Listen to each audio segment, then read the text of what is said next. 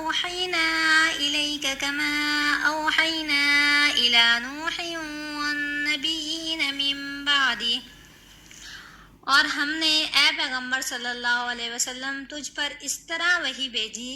جیسے نوح علیہ السلام اور اس کے بعد دوسرے پیغمبروں پر بھیجی۔ سامعین محترم، آج ہم وحی کا بیان جو ہے اس بارے میں پڑھیں گے کہ حضرت صلی اللہ علیہ وسلم پر وحی آنی کیسے شروع ہوئی۔ بخاری شریف کی حدیث ہے کہ اللہ کے رسول صلی اللہ علیہ وسلم نے فرمایا، جتنے ثواب کے کام ہیں وہ نیت ہی سے ٹھیک ہوتے ہیں، اور ہر آدمی کو وہی ملے گا جو نیت کرے گا۔ پھر جس نے دنیا کمانے یا کوئی عورت بیاہنے کے لیے ہجرت کی یعنی دیس چھوڑا، اس کی ہجرت اسی کام کے لیے ہوگی۔ حضرت عائشہ رضی اللہ تعالی عنہا بیان کرتی ہیں، اللہ تعالیٰ ان سے راضی ہو، کہ حارث بن حشام جو ہیں انہوں نے حضرت صلی اللہ علیہ وسلم سے پوچھا اور کہا، یا رسول اللہ صلی اللہ علیہ وسلم، ذرا بتلائیے کہ آپ صلی اللہ علیہ وسلم پر وحی آنی کیسے شروع ہوئی۔ تو اللہ کے حضرت صلی اللہ علیہ وسلم نے فرمایا،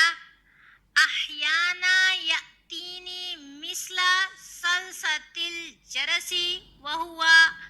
اشدہ علی فیفصم عنی وقد وعیت عنہ ما قال، واحیانا یتمثل لی الملک رجلا فیکلمنی فاعی ما یقول۔ حضرت صلی اللہ علیہ وسلم نے فرمایا، کبھی تو وحی ایسے آتی ہے جیسے گھنٹے کی چھنکار، اور یہ وحی مجھ پر بہت سخت گزرتی ہے۔ پھر جب فرشتے کا کہا مجھ کو یاد ہو جاتا ہے تو یہ موقوف ہو جاتی ہے، اور کبھی فرشتہ مرد کی صورت میں میرے پاس آتا ہے، مجھ سے بات کرتا ہے، میں اس کا کہا یاد کر لیتا ہوں۔ قالت عائشہ رضی اللہ عنہ، پھر حضرت عائشہ رضی اللہ تعالی عنہ نے فرمایا، وَلَقَدْ رَأَيْتُهُ يَنزِلُ عَلَيْهِ الْوَحْيُ فِي الْيَوْمِ الشَّدِيدِ الْبَرْدِ فَيَفْصِمُ عَنْهُ وَإِنْ جَبِينَهُ لِيَتَفَصَّدُ عَرَقًا۔ میں نے حضرت صلی اللہ علیہ وسلم کو دیکھا، کڑکڑاتے جاڑے کے دن آپ صلی اللہ علیہ وسلم پر وحی اترتی، پھر موقوف ہو جاتی، اور آپ صلی اللہ علیہ وسلم کی پیشانی سے پسینہ پھوٹ نکلتا، یعنی آپ صلی اللہ علیہ وسلم کی جو پیشانی ہے وہ پسینے سے تر ہو جاتی، اور حالانکہ کڑکڑاتا جاڑا ہوتا، اور اس موسم میں آپ صلی اللہ علیہ وسلم کو اس قدر جو ہے وہ پسینہ آتا۔ پھر ام المؤمنین حضرت عائشہ صدیقہ انہوں نے کہا کہ پہلے جو وحی حضرت صلی اللہ علیہ وسلم پر شروع ہوئی وہ اچھا خواب تھا۔ سوتے میں جو آپ صلی اللہ علیہ وسلم خواب دیکھتے وہ بیداری میں صبح کی روشنی کی طرح نمود ہوتا۔ پھر آپ صلی اللہ علیہ وسلم کو تنہائی بھلی لگنے لگی، اور آپ غار ہیرا کے غار میں اکیلے رہا کرتے، اور وہاں گنتی کی کئی راتیں تپسیا یعنی عبادت کرتے۔ پھر جب تک گھر میں آنے کا شوق پیدا ہوتا اور اس کام کے لیے توشہ لے جاتے، پھر جب توشہ ختم ہو جاتا تو حضرت ختیجہ کے پاس لوٹ کر آتے، اتنا ہی توشہ لے جاتے یہاں تک کہ آپ اسی غار ہیرا میں تھے کہ آپ صلی اللہ علیہ وسلم پر وحی آن پہنچی۔ حضرت جبرائیل علیہ السلام آئے، انہوں نے کہا پڑھ، فجاءہ الملک فقال اقرأ فقال فقلت ما انا بقاری، اللہ کے رسول صلی اللہ علیہ وسلم نے فرمایا میں قاری نہیں ہوں۔ قال فأخذنی فغتنی حتی بلغ من الجهد ثم ارسلنی فقال، یعنی آپ صلی اللہ علیہ وسلم نے فرمایا میں پڑھا لکھا نہیں ہوں، پھر جبرائیل علیہ السلام نے مجھ کو پکڑ کر ایسا بھینچا کہ میں بے طاقت ہو گیا، پھر مجھ کو چھوڑ دیا اور کہا پڑھ۔ میں نے کہا میں پڑھا لکھا آدمی نہیں ہوں، کیوں کر پڑھوں؟ انہوں نے مجھ کو پھر پکڑا، دوسری بار دبایا، اتنا کہ میری طاقت جواب دے دیا میری طاقت نے، پھر مجھ کو چھوڑ دیا اور کہا پڑھ۔ میں نے کہا کیسے پڑھوں، میں پڑھا لکھا نہیں ہوں۔ انہوں نے پھر مجھ کو پکڑا اور تیسری مرتبہ دبوچا، پھر مجھ کو چھوڑ دیا اور کہنے لگے اقرأ بسم ربک الذی خلق، خلق الانسان من علق، اقرأ وربک الاکرم، اس پروردگار کے نام سے پڑھ جس نے سب چیزیں بنائی، آدمی کو خون کی پھٹکی سے بنایا، پڑھ اور تیرا پروردگار بڑا کرم والا ہے۔ بس یہی آیتیں حضرت جبرائیل علیہ السلام سے سن کر آپ صلی اللہ علیہ وسلم پہاڑ سے لوٹے اور آپ کا دل ڈر کے مارے کانپ رہا تھا۔ حضرت خدیجہ رضی اللہ تعالی عنہا جو کہ خویلد کی بیٹی تھیں،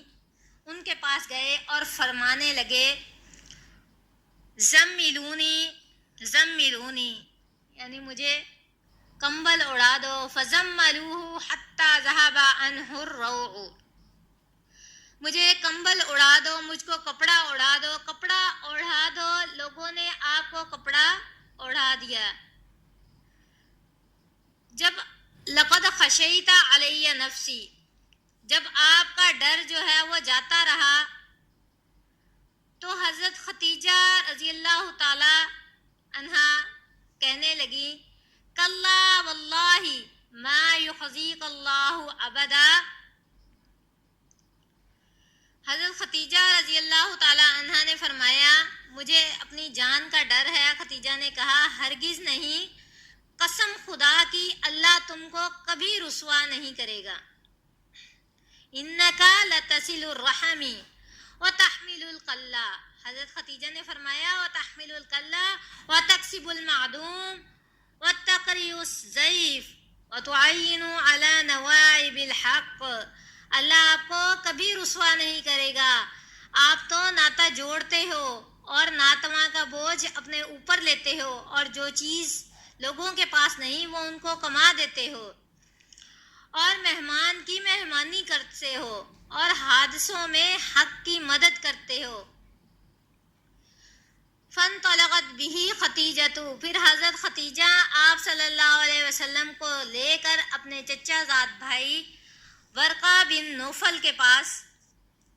چلی گئیں،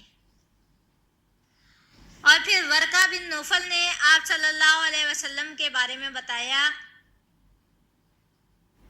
جو کہ حضرت خدیجہ کے چچا زاد بھائی تھے، کہ جاہلیت کے زمانے میں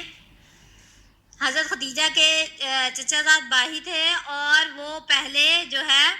عیسائی تھے، اور پھر بت پرستی چھوڑ کر جاہلیت کے زمانے میں عیسائی بن گئے تھے، اور وہ عبرانی زبان جو ہے وہ جانتے تھے،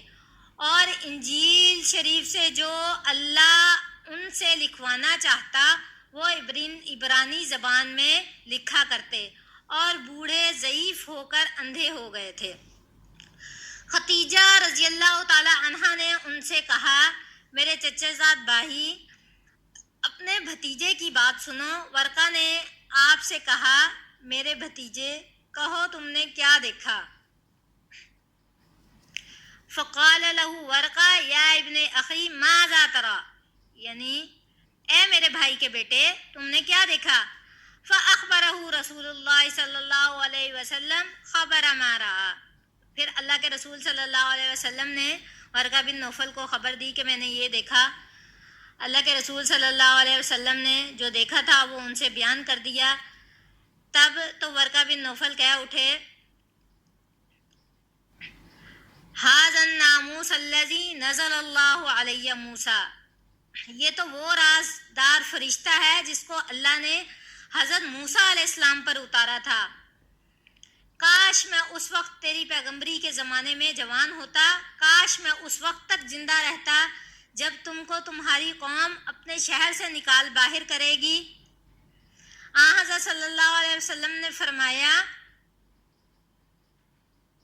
فقال رسول اللہ صلی اللہ علیہ وسلم او مخرجیہ ہم، کیا میری قوم مجھے نکال دے گی؟ تو ورقہ بن نوفل نے کہا کہ ہاں جی ہاں اللہ کے رسول بے شک نکال دیں گے۔ جب کبھی کسی شخص نے ایسی بات کہی جیسی تم کہتے ہو تو لوگ اس کے دشمن ہو گئے، اور اگر ان میں اس دن تک جیتا رہا اور اگر میں اس دن تک جیتا رہا تو تمہاری مدد کروں گا۔ پھر وہ بہت زمانہ نہیں گزرا تھا کہ ورقہ بن نوفل جو ہے وہ فوت ہو گیا اور وہی آنا جو ہے وہ بند ہو گئی۔ باقی نیکسٹ ہم پڑھیں گے نیکسٹ سبق میں۔